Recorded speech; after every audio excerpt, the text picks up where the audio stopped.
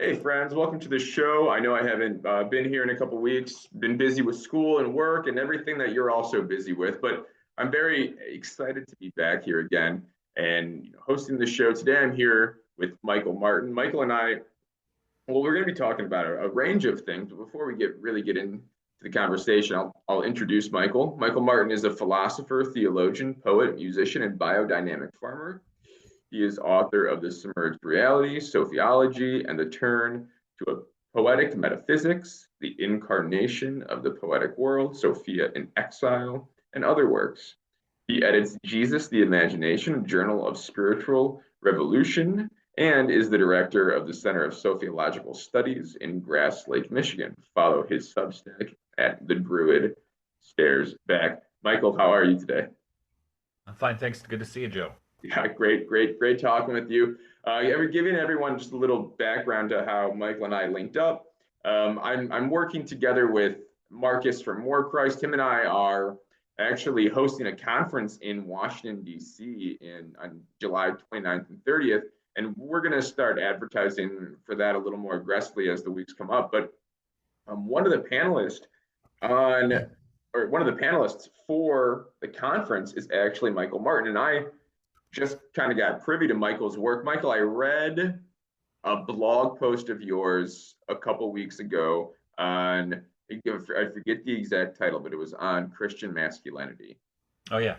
And I just thought it was a great, I mean, it really struck me, and it left me contemplating a lot of the content of the article. And then through serendipity, I was talking to Marcus, and he was throwing your name out there of people who might be interested in this conference. And I was like, oh, Michael Martin, I think I've heard of that name before. And lo and behold, I heard of that name because just a couple of days ago, I read this great article, this great piece that you published on your blog. So, now Michael and I are going to be working together in collaboration, like I said, with Marcus, with Paul VanderKlay, and with Spencer Klavan to discuss how we as Christians, as followers of Christ, can find footing in our modern and contemporary situation. But enough about that. I'm sure we're going to get into that in just a little bit. Michael, I ask all my guests who first come on, I ask them what the gist of their philosophical or intellectual, creative, whatever it may be, project is. So with that, let's start by asking you that question. Michael, what's the gist of your intellectual project? Um, well, it's kind of it's almost an anti-intellectual project Love it. because a big part of what I do is, and it's kind of grounded in phenomenology in a way. Okay. Theology is, in a way to short circuit the kind of, you can call it neo-scholastic, but I would say intellectualist paradigm that we live in, right? This the post scientific revolution paradigm that we're kind of trapped in, and I think there's a reason it's called the internet, because it captures us in a net, right? And so sociology is the the antidote or the opposite to that, as far as I'm concerned, and it's more grounded in the ground, but it's grounded in, to put it succinctly, in recapturing a living relationship of the human being Mm, between both nature and supernature, the natural and the supernatural order. So it's very Christian in that way. It is Christian thoroughly, but it's very incarnational in that way. And it's something that Sophiology, I didn't invent it or anything. It's been something that's been present. Well, it depends where you want to have your starting point. You could say, as Margaret Barker, the Methodist preacher and scholar, has argued, that a kind of sociological understanding of God and of creation was part of First Temple Judaism, Okay. where a big aspect of First Temple Judaism, according to her interpretation, was the veneration of Chokmah, or wisdom, as divine person. And you see, and there are palimpsests of this all over the place in the Old Testament. Nowhere more strongly than in Proverbs 8, when wisdom speaks and speaks about being present at the creation with God, right? You know the famous painting of Michelangelo of the creation of Adam, and God the Father has his arm around this woman, and I just thought she was like this big angel for most of my life. But that what it is Michelangelo was aware of this tradition. It's wisdom, you know. In fact, you even look at Michelangelo's Pietà, right, where the dead Christ is in the lap of Mary. When if Mary stood up, she'd be 9 feet tall. I think that's what they 7 or 9 feet tall. She's gigantic. And what is Mary called in the liturgy is the throne of wisdom, right? And so she's like a throne in that image of the Pietà. And so there's a strong element of, you can call it Mariology or the divine feminine, Yes. that inhabits this kind of understanding of the world. And because of that, it's, I mean, there's certainly intellectual dimensions to it, or conceptual. Conceptual might be better than intellectual. Um, but more importantly, there's an intuitive dimension as to it as well. You know, so it's, you could say it's a kind of psychologically integrated way to inhabit the Christian religion. Now, well, so many things. I just wrote so many notes on that explanation, so I appreciate that. Um, One thing that we don't have to stay on this for too long. So I'm actually next week. I'm talking to John Vervaeke. John Vervaeke is I'm forget exactly how we're doing it. I think it's like a mashup. I'm going on Voices with Vervaeke. He's also, going on my show. And one of the things we had like a little we had an introductory meeting to discuss, what we're going to be talking about. And one of those things was how to create a virtuous person. How does one become virtuous? And so, as someone who is as a Catholic guy, and through my studies, I believe that there are obviously baseline virtues that all individuals have or should try to incubate. Mm-hmm. And John and I, part of what we're going to discuss is, well, can we say that there are masculine and feminine virtues at all? Or do we get too bogged down with this discussion in the feminine virtue and the masculine virtue when, and again, John and I will get into this conversation, when in reality, both men and women need to be searching and interacting with the same virtues. And so, when you talk about the divine feminine, and when you also talk about Mary's role, you talk about her as the what did you call her, the throne of wisdom. Yeah. For me, I can't. It's hard to believe that men and women might not, although they have the same virtuous, although they might be on the same virtuous path, it's hard for me to think that men and women, there aren't certain virtues that men and women should strive for more, Mm-hmm. if that makes sense. And I don't know if that's something that I guess I don't even know if that's a question, but I'm just wondering what your thoughts on that would be. Well, if I think I see where you're going, I mean, could I just speak plainly and say, men and women are not like a chassis on an assembly line where you just add the parts you need to create the kind of vehicle you need, right? They're not the same. And so I was a school teacher for 16 years before I became a professor. And I would tell the kids, because like sixth grade boys get really sassy, and the girls can get very defensive and prickly. And the boys would tease the boys, and the boys could take it. And the boys would tease the girls, and the girls would break down in tears. And I had to have a meeting with the boys. I said, boys, they're not like us. Yeah. Okay? And they're not. Yeah. And I'm married, I have 9 children, 3 girls and 6 boys. God bless. And 9. Whew. they're Awesome. not the same, right? And we have a culture that tries to tell us that it's just a matter of, it's almost costuming, right? Which is baloney. It's not true at all. And I think this is what you see, when people are in, in a denial of reality, right? And you've worked in psychology, right?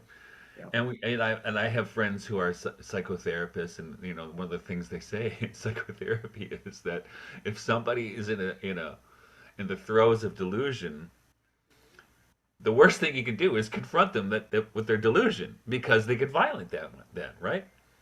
And so we live in a culture that, we're kind of in a weird spot right now, and I think you see this in our culture. What is it that's under most attack? And I would say the feminine is most under attack right now in the culture at large. And and clearly that's a psychological aberration. And I think this is, I know John Vervaeke and Spencer Klavan, whom we both know. And I haven't read Spencer's new book, but I know his doctorate is in classical literature and language.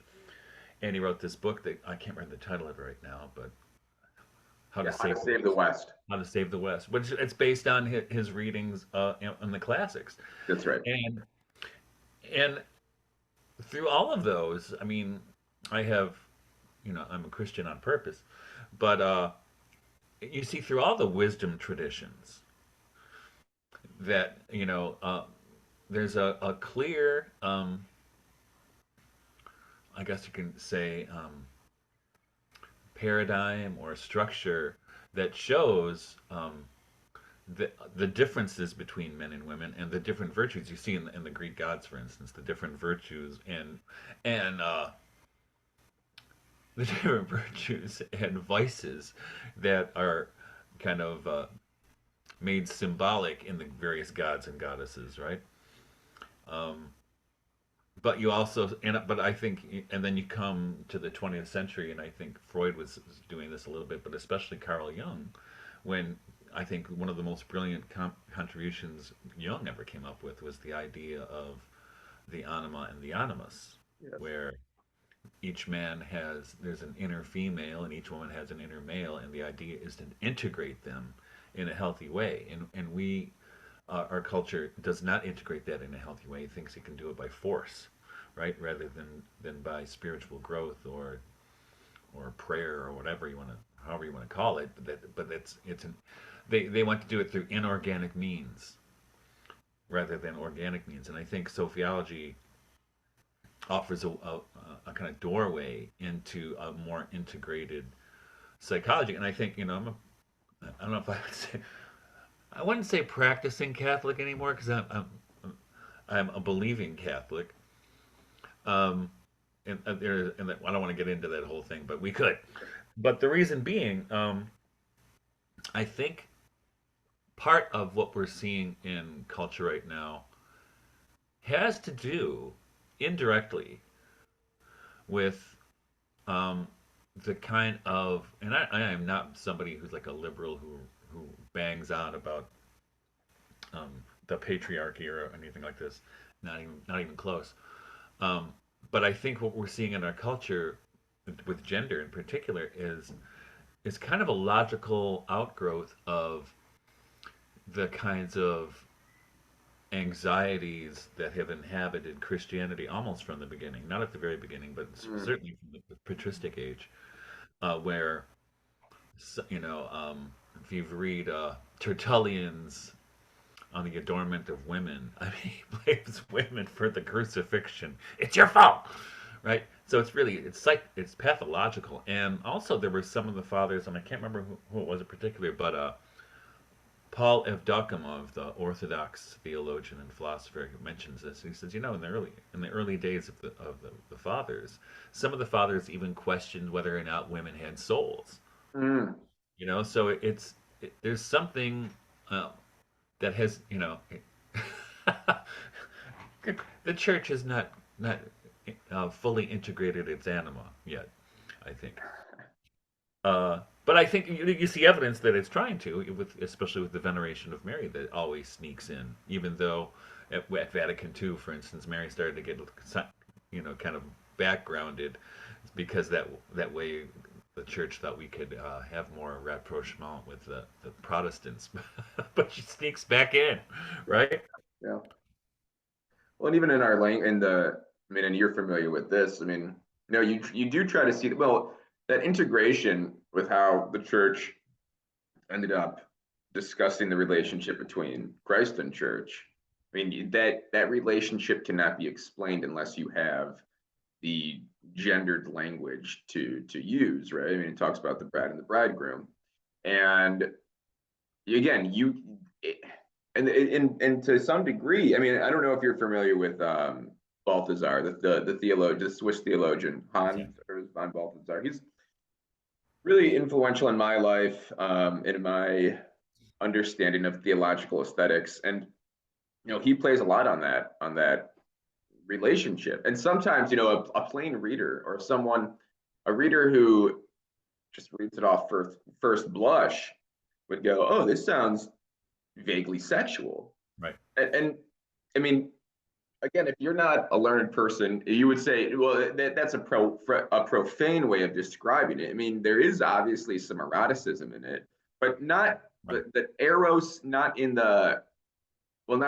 the carnal sense, in the fact that eros and the understanding that it's passions that draw Right. things together, right? And so, yeah, it is erratic, and and it is filled with eros, and the church is filled with eros, and you do need both the masculine and feminine to, well, be as some popes would call it, and as Balthasar would call it, right? As Pope John Paul II, Benedict, complementary. I mean, you need these Right. complementary parts in order to create. Right. And no, I think that you're totally right, and you know I like what you said when you said, the church needs to, or the church had possibly a strained time integrating the feminine into its theology. But again, if you don't, well, then you actually don't understand how Christ how the Spirit infuses itself into the world. Well, I'm glad you mentioned von Balthasar because, first of all, he was deeply influenced by the Russian sociologists, in Really? particular Soloviev and Bulgakov, right? My friend Jennifer Newsom Martin, no relation, she wrote a book on that. That's how I got to be friends with her because when the Submerged Reality came out, because I have a chapter on the Russian sociology and also on Catholic sociology and how uh, von Balthasar had to keep it on the down low because after he saw what happened to his friend Henri de Lubac and also his other friend Pierre Teilhard de Chardin, Yeah. he saw they got in a lot of trouble. He's like, well, I'm not going to get in trouble like those guys. So Right. he couched his language and he was a little bit more careful because he didn't want to get called up before a committee. Um, but but he also and like you said, the first sentence of the introduction to the glory of the Lord, right? Isn't it? Beauty will be our starting point, right? And the erotic, and goes back to Plato, right? The erotic, or Saint Augustine, right? In fact, one of my favorite poems ever by uh, what's his name? Richard Wilbur, right? Love calls us to the things of this world, right? Which is a quote from Augustine, which is Augustine riffing on Plato, right? That the erotic is what it includes. It shows us we're lacking in something, right?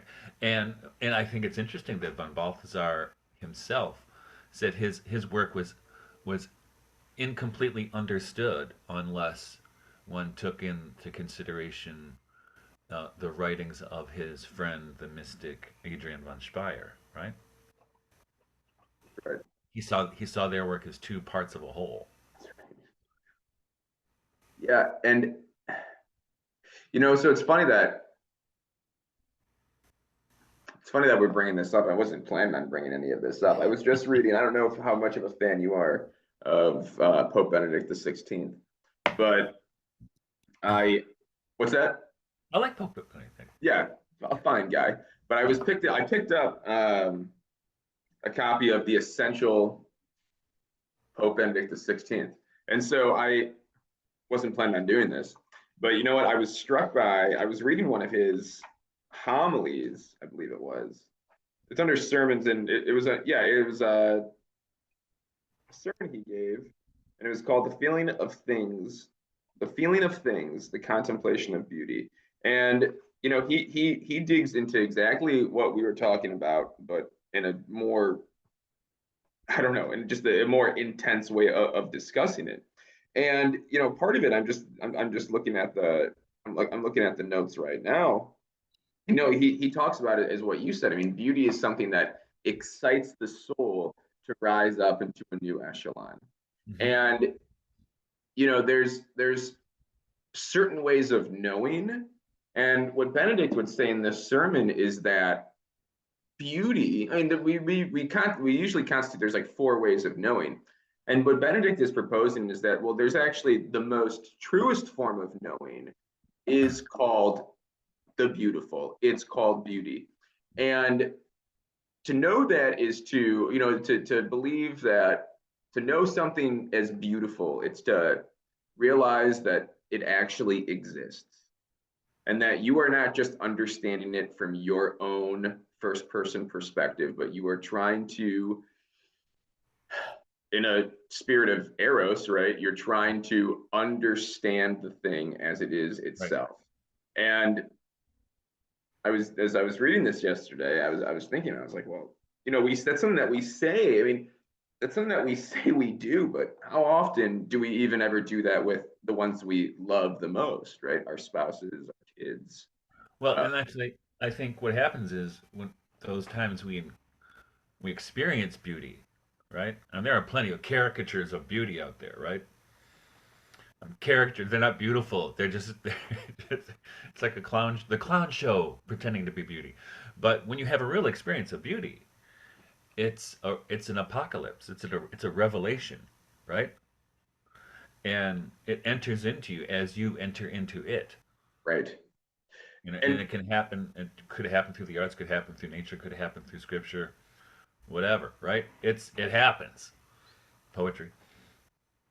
and that's what it should. I mean, and I think that's what, because again, Benedict is super influenced by Balthazar, and so I think that's what essentially von Balthazar proposes, and Benedict is also proposing the same thing. Is that the goal of human life is to always step out and to always be in a constant state of beauty, right? Right. And so, and that, as you mentioned, there's a difference. I mean, there's a difference between something that's beautiful and something that's just not ugly, right? You can have, uh, this is why subjectivity doesn't necessarily matter sometimes, because you can, the Impressionists, right? You can look at a work by Monet, and I don't know. I mean, maybe I haven't necessarily taken the time to analyze this. I'm just thinking this as it comes. But I mean, you could see, is that beautiful or is that just not ugly? Well, it's certainly not ugly, and it's Right. certainly beautiful manipulation of color and form. But I mean, is it beautiful per se? I mean, I don't. I have never necessarily been thrown up a rung of reality by looking at something like water lilies. I have Mhm. been thrown up a rung of reality looking at something that isn't as not ugly as water lilies. Once I was talking to Spencer, and in our episode, I brought up Mark Rothko, and I said, well, Mark Rothko might be more beautiful than water lilies by Monet. I mean, it certainly doesn't. It's not the same manipulation of form and color, but it might actually be more beautiful. And so, yeah, it's you have to try. I mean, it's as Benedict in this sermon would say that, right? Our mission as Christians, or really our mission as any people of the world, whether, Jew, Muslim, Hindu, whatever, is to be in a state of beauty. And he also gives, he mentions the reasons of why this is so difficult. But and I'm sure the reasons, the reasons why he mentions that are so difficult, I'm guessing is the same things that you are, battling with with your project in Sophiology, right? It's to try to deconstruct this post-scientific reality that we're currently in.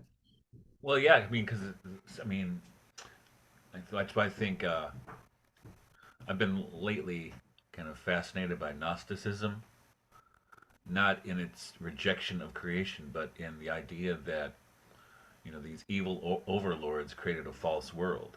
Yeah. Because I think that's where we live right now. You know, we live in an experience of the unreal, Yeah. and the lesson of Sophiology, the better forms of Gnosticism, is that, and not by knowledge. I mean, they call it knowledge, but it's more closer to, I wouldn't say carnal knowledge, but the kind of knowledge where Adam knew Eve in an intimate way, where you can penetrate, and I am apt metaphor, where you can penetrate the veil of Maya, or whatever it is that surrounds us, and experience the real, right? Experience beauty, that and this is, I think von Balthasar calls it splendor, right? Where something shines through the world, where something transcendent becomes immanent, where and it well, you see it often with literature, or I do anyway, literature or nature, where something reveals itself, and you recognize it as truth, Right. right? It's a perfect Keatsian moment. Truth is beauty, beauty truth. That's right. That's all you need to know, right? And that's what happens. And the thing is, here's, my doctorate is in English literature, and the worst place you want to be and talk about beauty is in an English department, because nobody thinks it exists, Yeah. right? Um, it's very Protestant in that way. If you go back to the Reformation, right, where in the Protestant Reformation, the Mass and its beauty, the beauty of the Mass, right, was considered suspect. It's just theater. It's just a show, right? And of course, now you can't go into a Protestant church without a praise band and a stage, right? Oh, God help us. Yeah. So, but there's that anxiety, and you see it actually. A person I tend to appreciate, but only to a degree, is Jacques Ellul, Mm-hmm. right? Who I can't get past his Protestant anxiety about images. I get it, but I think it's a little too absolute and too severe for me, and it's very Calvinist in that way. I Sorry, Paul. no. I mean, it's so I was yeah, if you watch this, yeah, it's all in love. And I love Paul. I was thinking about this, well, especially with the Triduum just passing, and us being in Easter now, but with all of the grand celebrations that the Catholic Church just got done performing Yeah. this past week. I was thinking, I was listening to the homily. I went to the Chrism Mass on Tuesday at my diocese, and I went to the cathedral. And I mean, have you ever been to a Chrism Mass? It's beautiful. It's a beautiful liturgy, probably one of the, if not the most beautiful liturgies in the whole liturgical year. But the homily was insipid, to say the least. It wasn't necessarily inspiring. It was a little bland. Okay. It was an infomercial for Jesus. It Right? was, yeah, exactly. That's exactly what it was. And I really hope that no one important is watching this, because the person who gave the homily, the individual who gave the homily was my boss, as in the bishop of the Diocese of Cleveland. So bishop, much respect, but regardless, and so I sat there thinking, and I was juxtaposed by such a beautiful liturgy, and like I said, such kind of a bland homily, and it made me think. I mean, I'm not going to mass to hear or to be homilized. I'm just not. That's not. And actually, and I know this might sound arrogant, but even at this point, with what I've studied thus far, and what I occupy my time with, what I read, who I listen to, et cetera, et cetera. I don't necessarily know that a priest, they can homilize me properly, but I don't know if I'm ever going to be like shaken to the core about what they Hmm. say, right? I never have been. You right? Okay, I'm happy because actually one of these things I was going back and forth was, do I sound just like an egotistical asswipe if I say that? So I appreciate I appreciate you admitting that. So good. And actually, the worst have been through bishops generally. I have to tell you. Okay. We have that in common. So I was thinking, and here's the deal, because for some they need to be homilized, and there are some people who might not have had the exact same experience I have, or does not have the education I have, aren't interested in the things in which I'm interested in, that make them less privy to these things that we can talk about now. So it's not. I mean, I'm not saying that my experience is universal, but what I'm saying for me is that I don't need to be homilized for 7 to 10 minutes, and it's not going to shake me to my core. But you know what is going to shake me to my core is the rituals, the symbology, the patterns, the stuff, the actual form in which the Catholic Church uses in order to initiate the divine and the material world touching. Hmm. And they always touch, in my opinion, but we Right. see them touch more at a liturgy. And there was so often, actually, it's funny because I've been talking about why are so many people who leave the church or who leave Catholicism, they or atheists in general who end up linking up with Christianity, why are they seem to be more excited about Eastern Orthodoxy or even the Byzantine rite? And I've flirted many times. I actually, I go sometimes to a Byzantine mass, obviously still housed within the Catholic faith, or in the Catholic, the See of Rome, but just a different liturgical style. And it's like, why is that liturgical style more attractive? Well, I think the reason why that liturgical style is more attractive is because people realize, even if how conscious they are and can make, and can speak to it, they are so attracted by the forms, the patterns, and the symbology that allows for these two worlds to touch more intimately. That's To really, truly, to allow these two worlds to touch in the spirit of Eros, right. rather than just being homilized. And I don't. Again, sorry, Paul. I mean, yeah, I agree with that, but I just don't understand how those two worlds, how you can enter a space where those two worlds are supposed to touch more intimately Right. with only homilizing or preaching for, you know, Well, as your only way of, initiating it. yeah. Well, it's what von Balthasar calls seeing the form, right? And now, technically, I am a Byzantine Catholic. I switched rites 20 years ago, 25 years ago. Um, and What kind? speaking of bishops, I know one bishop who can preach, and it makes you feel like you. And Okay, it's thank John you. Michael Botein, Romanian Catholic, Byzantine Catholic bishop from Got it. Ohio. Great guy, Bishop John. If you're out there, hello. Um, he's probably not out there. Um, and that was my experience. So when I was, gosh, 30 years ago, probably. Yeah, gosh, it's been that long.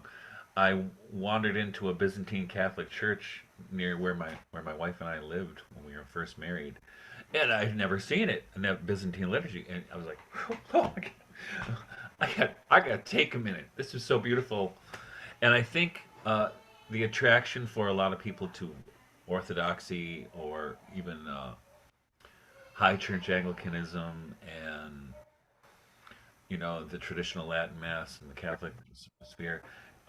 The beauty is what attracts a lot of these people, right? Um, the beauty attracts them, and the politics send them away. Um, but I don't think it needs to be necessarily in that elaborate theatrical context. I mean, it's very beautiful and mysterious. You could certainly have a beautiful liturgy in a small home church setting as well. And I think that the difference is in authenticity. And I think what happens, I mean, this is for me, right? So often and I grew up with the Novus Ordo liturgy. Um, so often in that context, and very often in Protestant context, when I've been to Protestant churches, for instance, it just, it just seems so dead. Yeah. It's not just aesthetically dead, but it seems inauthentic. And like you're looking around, and why are people doing this? Out of habit, and I think this is what you see. Also, you see young people. Not only are they attracted to those kind of traditional forms of Christian liturgy, they're also attracted to neo-paganism, Neoplatonism, you said? neo-paganism, Oh, and paganism. Neoplatonism as well, because they want to connect to something real, right? Oh, yeah. I I was literally just having this conversation with my wife where I said, you know what? I actually think that it might be easier to evangelize a neo-paganist rather than I can think of, but I'm just saying it's easy because they want the forms, they realize there's a reality outside of themselves. It's just a little miscalculated. Yeah, well, and here's the thing. I mean, they get the part. So, and we call it neo-paganism. What it really is medieval Catholicism without Jesus. That's all it is, right? When they Like in celebrate the sense, Lammas or they're doing all these Beltane or all this other stuff, those are, if you go through, you really know your stuff, those were Christian observations until the Reformation, right? And they even still persisted in England for the longest time. I mean, the Puritans worked hard to eradicate them, right? Sorry, sorry, Paul, again, but they there, did, and I think what's and so there's an interesting story. So when we oh, please first got go. married, around the time I wandered into that Byzantine Catholic Church 30 years ago, I was a school teacher, but you can't make enough money to feed a family on a school teacher's salary back then. I was a So school I teacher also as had a well. business as I a understand. gardener. I had a gardening business, and one of my clients was this woman and her husband, and they had this beautiful house in Detroit with like a huge lot with just filled with flowers. And I'm pretty good at taking care of those kinds of things and making them thrive using almost almost witchcrafty sounding potions. And uh, and I remember her telling me when I was working in her roses. She came out and she's talking to me while I'm working, and they were neo pagans. And she said, Michael, I know you're Catholic, but you're the most pagan person I've ever met. Why did she say, like, what made her My say that? relationship to nature. Yeah. My relationship to nature, my my groundedness in the land. Mm, And and think about it. I mean, just if you just know your church, if you know your church history, you know, and this is a big part of my work, right? Has been um, if you look at the way the traditional Christian Catholic festivals have been celebrated through the world until relatively recently, they were all intimately connected to the agricultural cycle, like of course. like Lammas, which has now been taken over basically by neo pagans. Do you know what Lammas is? No. No, Lammas is it's it's a abbreviation of the Old or Middle English or Old English loaf mass, and it was a harvest festival at the beginning of August, and even in Shakespeare's Romeo and Juliet, the nurse is talking to Juliet, and she people would keep time by the festivals, and she'd say, "Ah, thou thou wast but a babe at Lammas," right? Ah, And yeah. and it's right before the Transfiguration. So that was when there was, in fact, there's a wonderful video, you can catch it on YouTube, of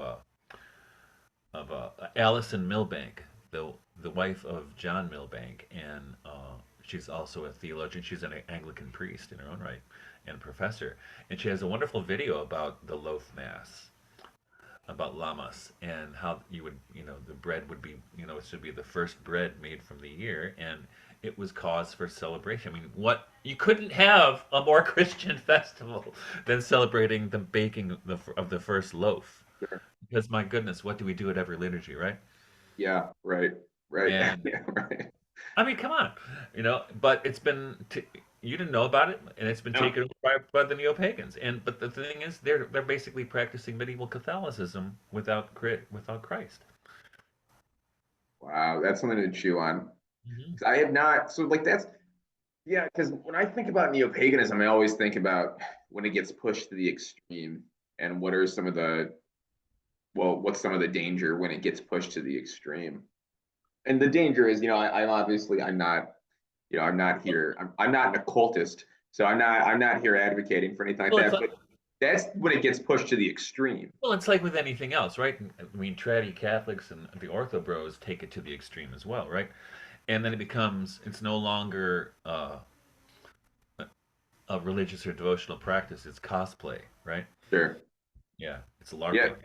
No, and I like that because you've actually, so you've touched on, you said this a couple times in different ways, but you talked about how it seems like you have a keen eye for inauthenticity. And that's been my, yeah, it's hard to speak about, it's hard to surmise how something is inauthentic, but it's almost this like intuition that Absolutely what this, it is. this Yeah. is inauthentic. And some people would say, well, then if you can't surmise it, and if you can't come up with the proper language to express it, it's like, well, no, or actually it's deeper than that, and it actually is hitting my soul. And what's happening is I'm being pierced by something. I'm being right, beauty is piercing me, and that beauty is telling me this Right. isn't beautiful. It might not be ugly, but it's certainly not beautiful, and therefore it's inauthentic. Well, it rings like a handful of false coins, right? Yeah. I mean, and when I think you see this, I mean, I could, practicing Christian for a long time. But sometimes I go into to a church or an observance, and I'm like, this doesn't feel right to me. But then, I've also been at celebrations of, like when I was young, the Hare Krishnas, for instance, or Sufis, Sufi dervishes Yeah. dancing, which is so beautiful and so real. Or even if you want to stick to the Christian context, I've been to Coptic liturgies where Mm. there's dancing and playing of drums, and it's just the most beautiful thing in the world. But on the other hand, if I go to a Novus Ordo church and they have liturgical dance, I want to run out of the place, right? Don't even get me started on liturgical dance. Yeah. Take me now, Jesus, right? Yeah. But Right. and why is it that when I'm at a Novus Ordo and they have the liturgical dance going on, it feels like it's phony as hell? But if I go to a Coptic church and there's dancing, I'm joining this church, right? Why Yeah. is that? I don't, yeah, I was just gonna, why, I mean, why is that? And I do think if we want to answer this question, I think that again goes back to the beginning part of this conversation, though, is that you need to have a more profound understanding of what the beautiful is. And I do think that we have inside of us, our souls almost have these like metal detectors. Like we just detect and we ding whenever we can tell, oh, something's shiny, something's good, or this is good, this is good. And right, that's what the metal detector does. I mean, something's Right. good. I hit a coin. And we have that in us. And Benedict in this, going back to Benedict in this sermon, Benedict says that beauty prevents us from being content with everyday life, Right. right? Because everyday life is so boring. I mean, truly, it's the mundane, right? It is boring, and it is we don't ever feel like to use that metaphor again. we don't feel like our internal metal detector is ever sounding off, right? But what beauty does is it rings the soul up to another echelon, Right. and it jolts us into something more. And for me, what I think that something more is, and this was a thought. It's totally not developed. I just started thinking about it literally on Good Friday. So I haven't had much time to think actually since Good Friday. But I think the possibility of us living just kind of enthralled in the beautiful is the beautiful breaks down the perspectile notion of present, future, and past. And it totally breaks that down. It explodes those it explodes that like materialistic time language, and it brings us back, or it brings us closer to the one moment that has just ever existed. And that one moment that's ever existed is God or Right. Christ or the passion narrative, right? And we remember that we were I've been thinking a lot about Simon the Crossbearer, because like I said, that was part of my meditation on Good Friday, was Simon the Crossbearer. And I was thinking, oh my God, I am Simon the Crossbearer. I have been Simon. I was walking that cross up with Christ upon his death, as was you, as was every other individual that's ever existed and will exist. And again, it's hard to talk about these things because we have to use the language of time. But what I'm saying is, yeah, I think if we live life in total accordance with beauty, it totally obliviates past, present, and future, and just allows us to be in the one moment that's ever existed. And like I said, that Right. one moment's God. Well, that's and so, and I think in postmodernity, you know, the danger, well, not the danger, the drag about it is that it's a flattening of everything.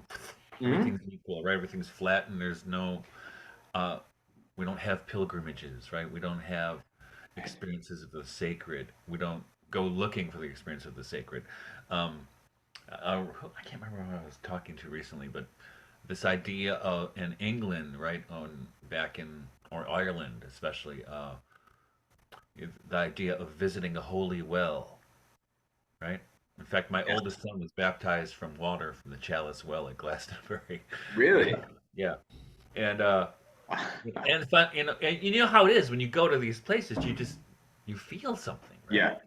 I mean, you go into a beautiful church, even if it's empty, you all of a sudden your voice gets really quiet Yes.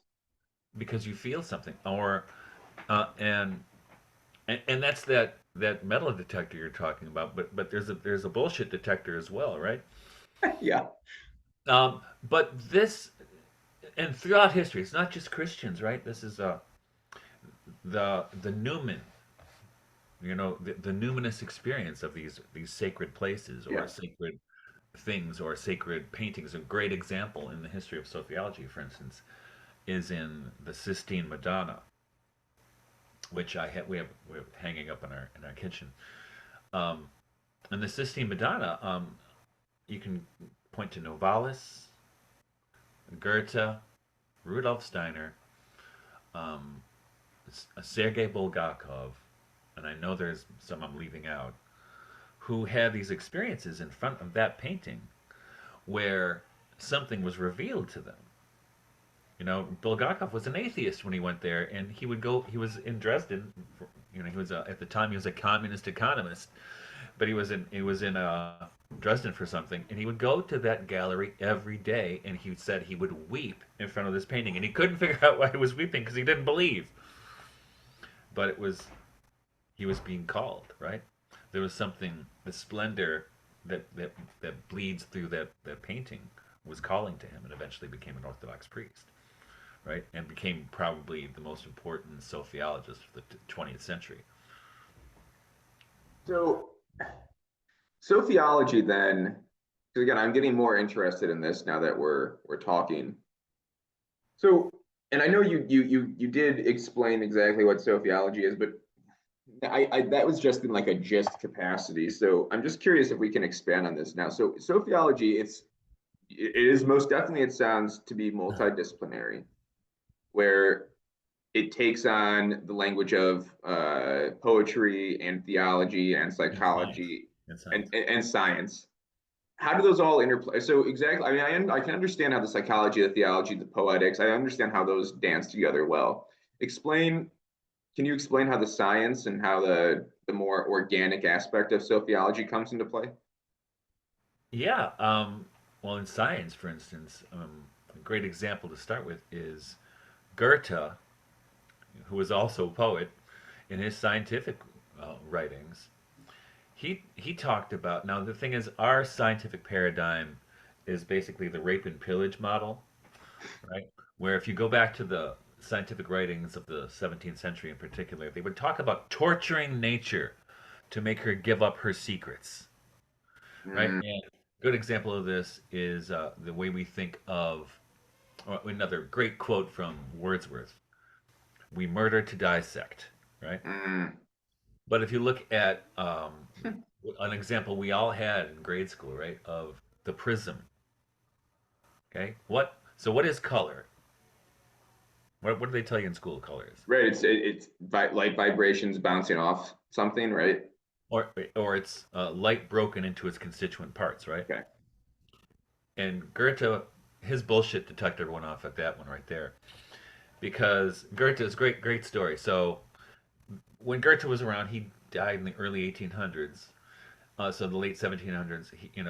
To have a prism, you had to be wealthy, right? And so he knew this nobleman who had a box of prisms, and Goethe said, "Could I borrow your prisms? I want to do some experiments, demonstrations.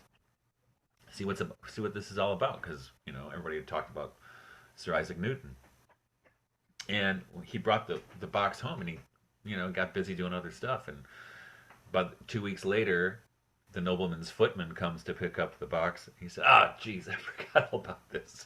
And he's taking the box out to the guy, and he just happens to pull out one of the prisms and puts it up to his eye.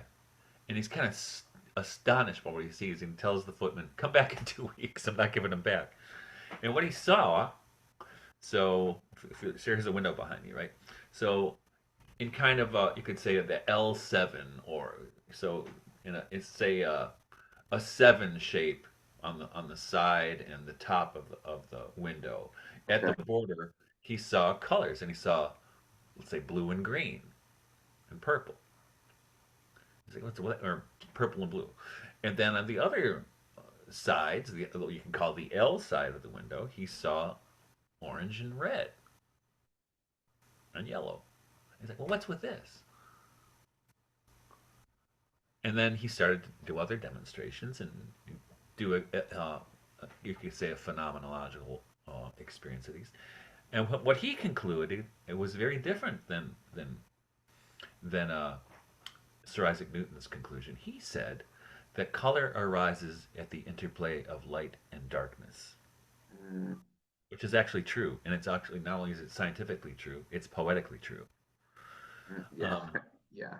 and I mean, and what he called his method, he called it a delicate empiricism, or in approaching the phenomena in reverence, and let the phenomena themselves reveal their secrets to us, rather than that which the paradigm we're still under, of torturing phenomena until they reveal their secrets to us. I mean, Well, think about how different our sciences would be now had we taken that disposition toward discovering the secrets of nature, rather than this kind of conquistador version, sure. which is what we do now, right? Wow. And sociology allows for the individual who studies it to reacquaint themselves with this And what relationship. happens? In fact, what happens is, the not only by letting phenomena speak to us, they enter into us, and we enter into the phenomena, right? It's called, in phenomenology, they call it inverse, an inverse experience of it, right? Inverse Sure. intentionality, right? So intentionality is focusing your attention on things and Yeah. just observing, but there's an inverse thing that happens. And actually, I've read about it being compared to the experience of praying before an icon, right? Where you get a sense that you're being watched from the other Sure. side, right? And I think that happens. I think it's true, and it's not. And too many people have had. And now, I don't think it's in this room. So, and I think you see this happen. Talk about science and religion uh, with the phenomenon of weeping icons, right? Have you ever seen one? I've seen it. You know, I kind In fact, in the other room, I have this little jar that has a cotton ball that was soaked in myrrh that had been dripping from an icon. And I went to this Orthodox church where they had this on display one afternoon. I just happened to be there in the neighborhood, and I went in there, and it was a pretty profound experience. And I've seen other icons that have also had mysterious phenomena happening to them that were actually scientific as well. There was one I was just telling somebody the other day in Fraser, Michigan. This is also about 30 years ago. There was an icon that of Saint Fronarius, which nobody even knows who this guy was. They just found one of his icons once, and there's a couple. So they had church dedicated to him. And on Palm Sunday one year, I can't remember if it was our Palm Sunday or the Orthodox Palm Sunday. It was one or the other. And on that day, on his there's a glass icon case, right?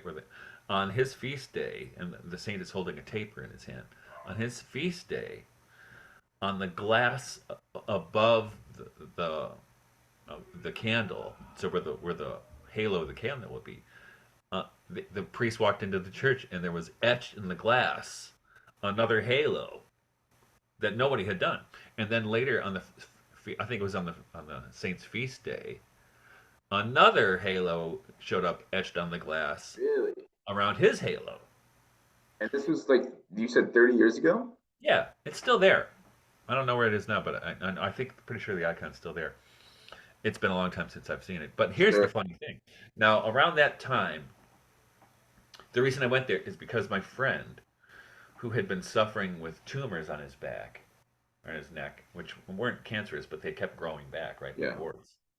And he was trying to find a way to cure this, going to doctors, this kind of doctor, that kind of doctor. And he was Catholic, and he said, "All right, I'm going to go see this icon." And he went to see the icon. He was very intuitive too, this guy, and very funny. Um, and he told me about it because you should go check it out. So my wife and I went to check it out. And I think maybe my oldest son was with us. I can't remember if he was alive yet. I think he was. Um, so we go to this church, and we're looking at the icon, and it's just a little tiny church, almost the size of a garage. And the priest happened to come in, and he's yeah, see, you could see that we were crossing ourselves. We were Catholic, and not it was before I was Byzantine. Uh, that we were Catholic, and so he decided he would explain to us the Orthodox Church, etc. And he said, by the way, since you're Catholic, you might like to see this up here. And up by the altar, the icon screen, he had a little reliquary, which was given to him by a Roman Catholic friend of his, or a priest, right? And I went there. He said, "Please come up and see." And I went up there, and they had a relic of the Virgin Mary. It's like a piece of cloth or something. And I remember going up there, and I was like, "Wow!" And I felt like almost like electricity was going from that relic Jolted you. to the icon stand where the miraculous icon was. And I told him, "Do you feel that?" And I said, "I don't feel it." You can't feel that? I do. Now, no, like a week later, 2 weeks later, I bump into my friend again. I said, "Hey, Doug, I went to see that icon." And he looks at me right in the eye and goes, It's the relic of Mary." I mean, Wow. yeah, but I think talking He about knew. science, I mean, this is where science fears to go, right? You Yeah. tell science, a lot of scientists about miracles and stuff. They try to explain it away, not explain it, Yes. And you know? and yeah, and your friend. I like that your friend just automatically knew. And so Like did I, right? Yeah. And we couldn't have planned that ahead of time, right? And people, a scientist might say, well, you were just picking up on what? Yeah, picking up, actually, yeah, right. Actually, no, use that language, picking up. Yeah, we were picking up something because something Yeah. was picking up. Okay, well, those who are watching will see that I had to sync these two up because my computer just died. But anyway, Michael, we were just talking about well, this great the great icon story. So yeah, you are something actually is picking on you, and it's enabling you to, like I said, just it's inviting you into a different perspective of reality. Right. That's what that's what it's trying to do. And I think the thing is, and I'm going to necessarily call this just sociology, but I think um, lots of people have these experiences of the beautiful, and we blow them off, right? Yeah. Eventually, or we had them as children and train ourselves. Our horrible education, as Thomas Traherne says, trains us out of it, Yeah. right? And so how do we develop an education that trains us into it, or that continues to nurture that? And that's an important uh, it's an important thing, I think. And for another example, I'll give you that could be easily explained away, but I don't think this you can explain it away. So, in I can't remember what year it was, early 2000s, the relics of Saint Therese of Lisieux were going on tour in the United States. Yeah, I actually remember this. Or I remember You something know, like, yeah, 2005 or something. I yeah. don't know. Maybe seven. So they were on tour, and right down the street, maybe 2 miles away from where we lived at the time, was the Shrine of the Little Flower in Michigan, which is a beautiful, beautiful church. And I really wanted to go see these relics before I went to work that day. I was a teacher at the time, but I am not good about getting up really early, you know, especially when you have little kids, and you know how it is, right? I You're do. up all the time, just let me go to sleep. And so, if I wanted to see the relics, I would have had to get up at like 4:30 in the morning to go Wow. to see the relics and go see them, and then I can go to work from there. And I thought, I'll do it, but I'm never gonna wake up. And not kidding.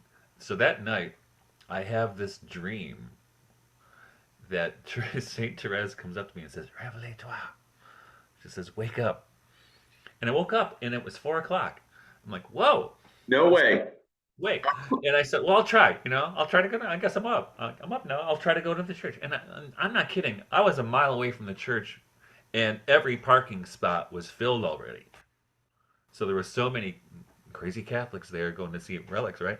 Yeah. And I thought, man, I'm never going to find a place to park. I turned the corner by the church. The parking spot opened up right there, and I parked. I walked right into the church. I was like, this isn't happening. I walked right into the church, and just as I got into the church, they brought the relics right in front of me.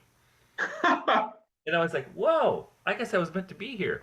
And actually, I should say that my eldest daughter, her name is May Teresa Martin, which is, if you translate the French, is Marie Thérèse Martin, right? She has the same name as Saint Therese. That's beautiful. And and I see this, and I was like profoundly moved, right? It was really an emotional. Yeah. Then I went home, told my wife what happened, went to work. Um, 5 years later, we went to mass at that church, and my kids, I think my son is now 28. He was probably 10, or maybe 12, and we go to church there, and they have in the narthex. At that time they had changed everything. They had like the history of the church kind of thing. Yeah. And my kids are all looking around. My son Tommy says, "Dad, look, it's you." And there's a photograph of when they brought the relics of Saint Therese in, and there I was, right in the Really? middle of the picture. So, That's great. but but a scientist would try to explain that away, Oh, right? not even like a scientist, like A anyone. rationalist, right? Yes. And that's the thing is our culture is poisoned by that kind of thinking, right? I'm poisoned by that type of thinking. My wife, on the other hand, my wife is a very I mean, she's a person with a natural poetic soul. And so she's more and she has always been more inclined to be sensitive to more of these things. And my wife has had dreams and encounters in the past.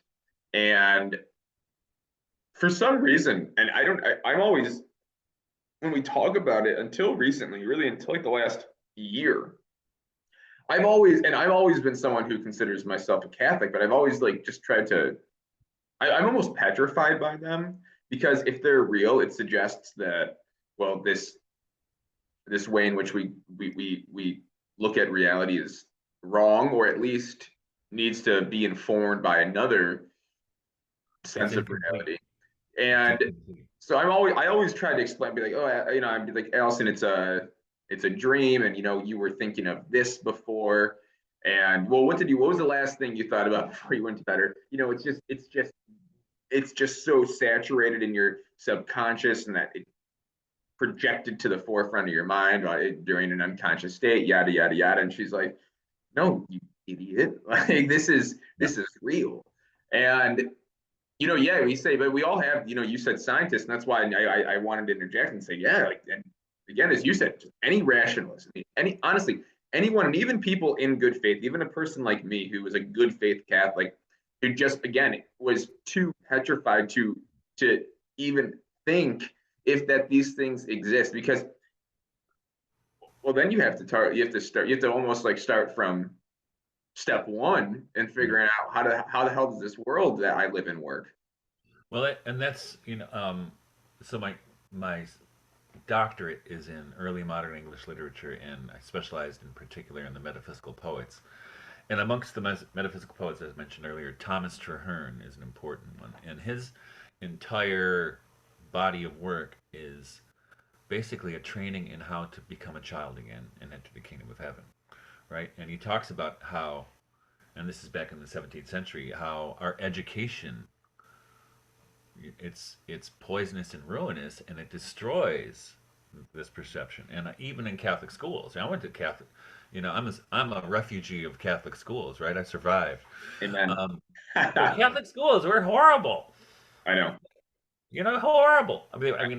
My wife used to romanticize. My wife didn't grow up Catholic. She goes, "Wouldn't it be nice to send our kids to a Catholic school?" I'm like, "No, it wouldn't." No, I Uh, know. because they're just as secular as anybody else, right?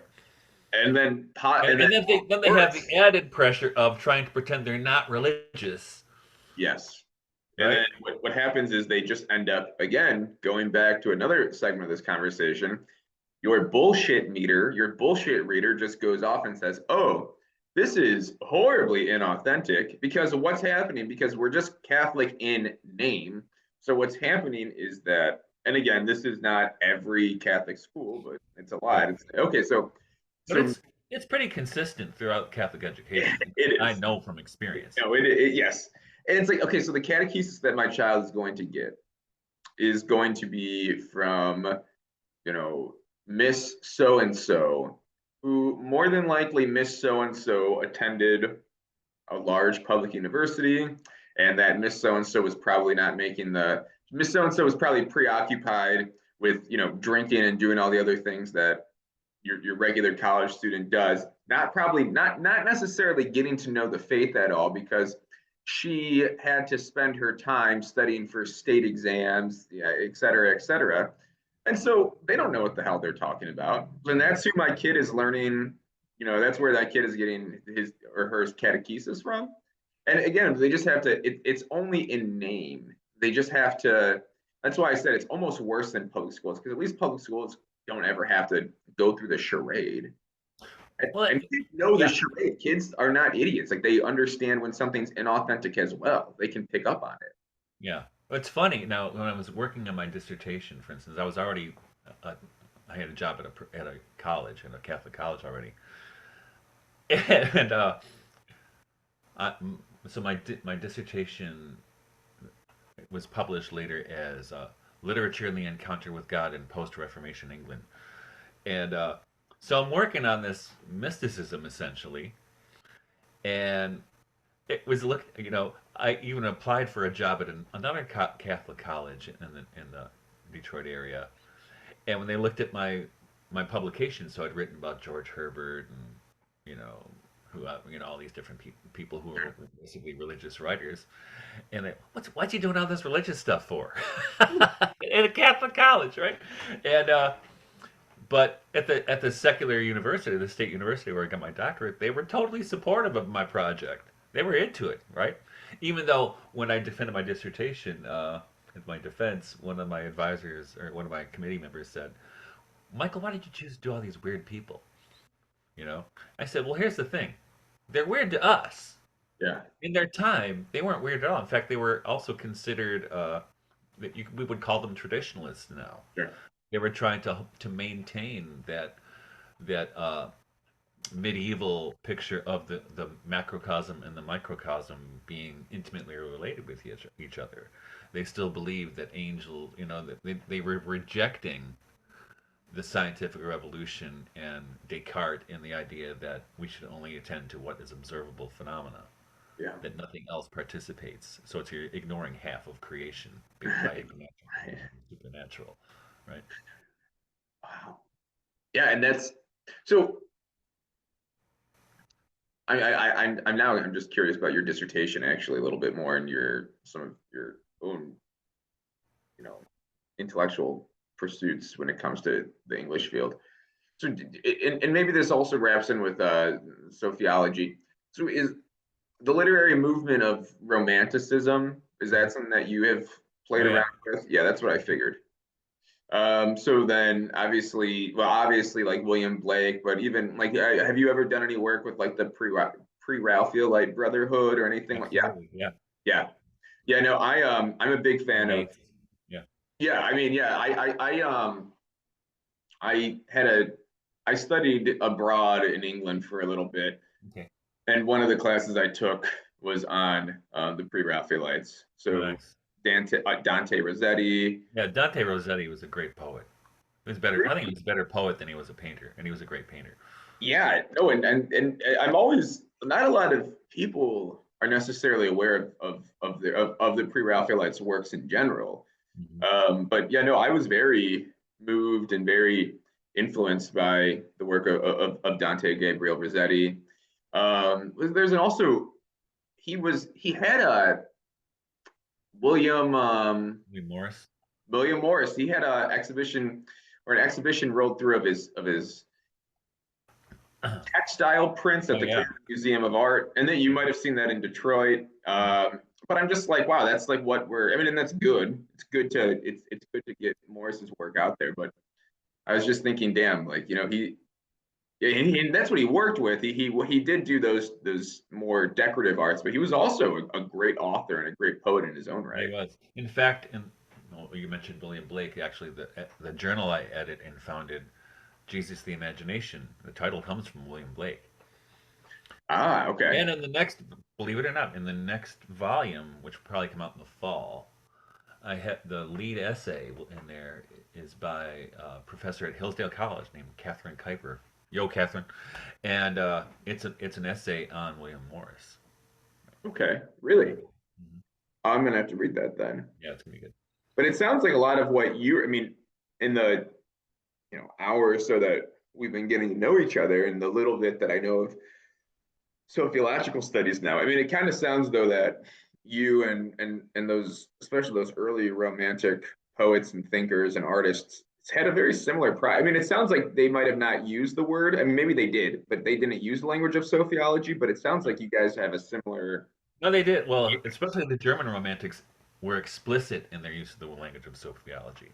Hmm, And this you see in Goethe at the end of Faust Part Two, where Faust is saved by the prayers of a woman he wronged in the first book, but also through the intervention of who Goethe calls the Mater Gloriosa, the Mother of Glory. It's it's clearly the Virgin Mary or Sophia, sure. and Novalis in his poem "Hymns to the Night." It was directly inspired in part by his his, uh, his experience of the Sistine Madonna.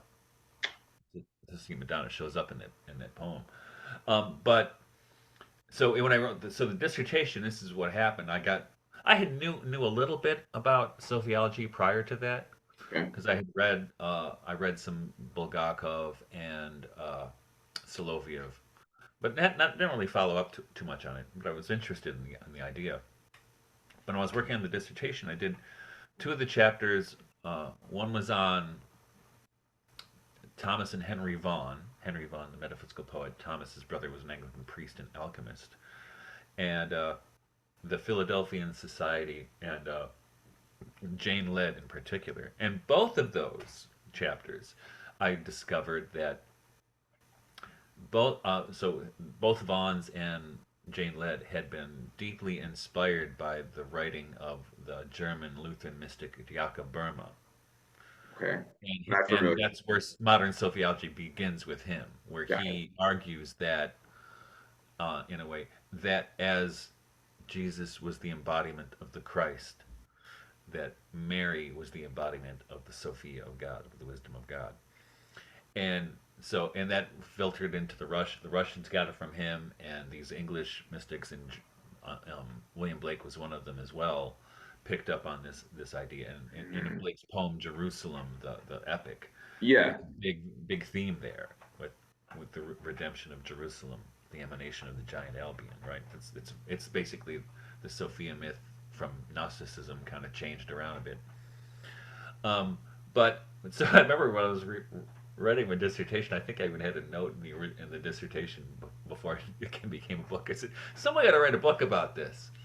You know, it's kind of interesting, because nobody had written a book about it. And Sure. then my next book, which was The Submerged Reality, is a book about that, right? Oh, I'll have to, and I apologize. I mean, I will say this: I'm really happy, and I'm really looking forward to the fact that we are working together moving forward. Because this is what you're speaking is you're speaking a lot of my language without me ever knowing that it was my language. So I'm gonna pick that up. One of the I mean, and I know we probably have to get going soon, but I am curious about this again, going back to the role between men and women in sociology. I mean, I mean, women have such a high importance. I mean, through, I mean, again, I don't know when we were having this conversation, but I was talking to my wife about, and this is something that is not novel or anything like that, but yeah, the importance of the divine feminine, the importance that, women, I mean, if you just look at it, if you just look at your family authentically, intentionally, and just look at it plainly, you can actually see how you can see the interaction of the divine feminine within the familial structure. And Yep. my wife and I, we only have he's 1.5 years old, and already I actually see how her divine feminine, how her wisdom, Yeah. it's this like atmosphere that just like clouds the house, and it's a positive atmosphere. Right. And without it, Because we would be completely screwed. And I don't mean that like, yeah, she does the brunt of like, and I don't mean these like menial like, yeah, she cooks and she cleans. No, no, no. It's and I sometimes don't have the language to describe it. So I'm curious if I can tag you in. well, I think it's a couple different things. Well, look at our culture is hostile to exactly that model you just described, right? That women who aren't working are somehow being unproductive by staying home and taking care of children. Right. Come on, right? So that talk about pathological, right? Yeah. Uh, and we got, I mean, my own family, we've taken so much shit over the years, especially when we first got married and she decided she was going to stay home with the children. And people are like, what? What? Where did you get this idea? It's like it's insane or something, right? Um, but so there's a hostility toward that, toward the mother, and toward nurturing and creating a home. There was a wonderful, I don't know if you caught it. I don't know if it was I think it was a TikTok that came out a few weeks ago that I went on TikTok, but it came across Twitter of this young woman, probably 20 or 21, talking about fifth wave feminism and how, we played it your way, fourth wave feminism, with trying to compete with men. That's not where it's at, okay? Right. And so it was, which I thought was just refreshing. But so there's a hostility toward that.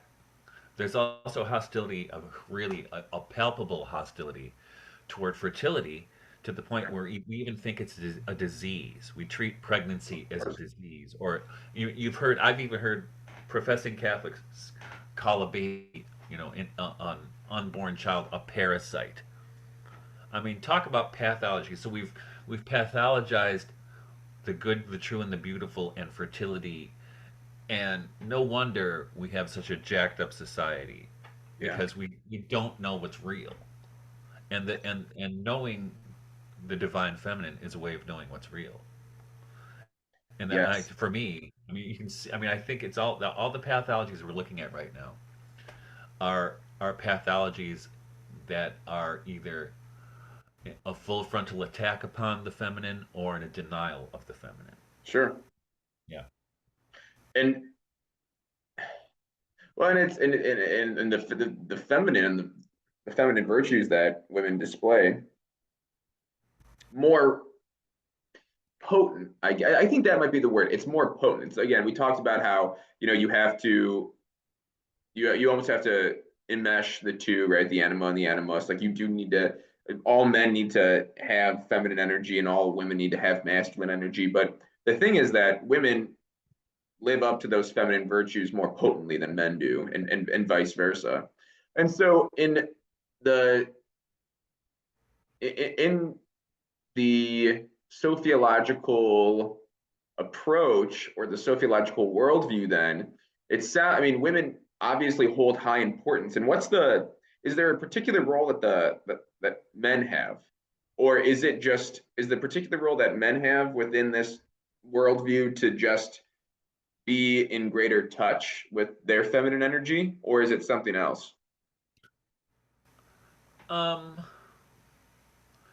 Well, I think for all of us, I mean, male or female, once we configure ourselves to the real, which is to the real order of the universe, right? With the real order of creation, and Yeah. I mean, and the real order of creation is both natural and supernatural.